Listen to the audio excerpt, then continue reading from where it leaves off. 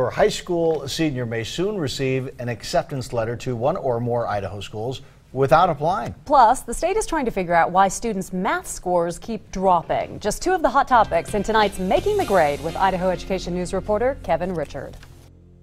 Some schools are back in session, others start next week, so it's time for another segment of Making the Grade with Kevin. Thanks for coming back. Oh, good to be back. So maybe some bad news to start off the school year is that test scores, especially in math, Idaho kids not doing as well as we hoped. Right. The state got their SAT scores from April, and this is the SAT day when almost every junior in the state takes the SAT.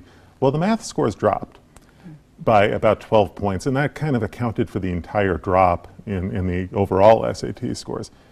So this is more troubling news in terms of math performance in high school, because the state got another round of scores on the standardized test, right. the state's standardized test, where high school math performance was lower than they were seeing in English language arts or in the early grades. So there's a concern about what's happening in high school math.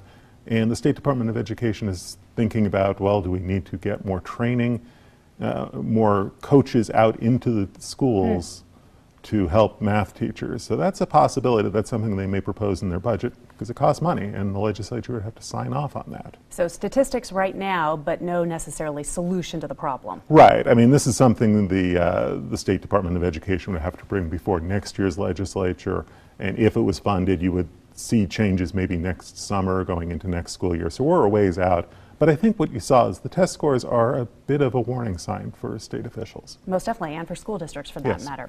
So interesting, if you have a senior, congratulations, your last year with a kid at home, right? Especially if they get a college admission letter that you weren't expecting. Right. If you're the parent of a high school senior and you get a letter addressed from the State Board of Education, you may want to look at it closely, because it may not be junk mail. What it may be is an acceptance letter from the state that says that your son or daughter has been pre-approved for admission into some or all of the state's colleges and universities.